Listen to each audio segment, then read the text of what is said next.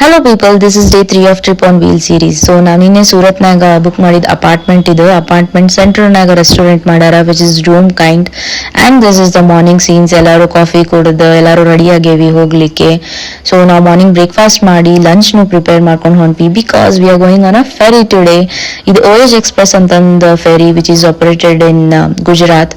So ನಮ್ಮ car ಜೊತೆ ನಾವು ಹೋಗ್ಬೋದು. ಕಾರಿಗೆ 1,500 ಚಾರ್ಜ್ ಮಾಡ್ತಾರ and per person they charge 800.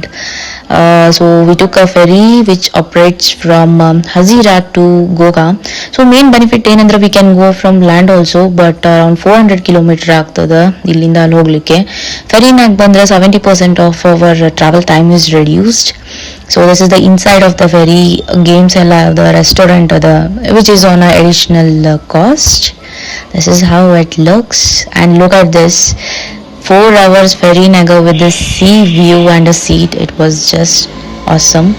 Mali rooftop no other, we spent some time there, took photos. It was very nice, and after that we straight headed to Diu, which is one of the Union Territory. Evening ಆಗಿತ್ತು almost Duke ಬಂದಾಗ. ಬೀಚ್ನಾಗ ಸ್ವಲ್ಪ time spend ಮಾಡಿದ್ವಿ.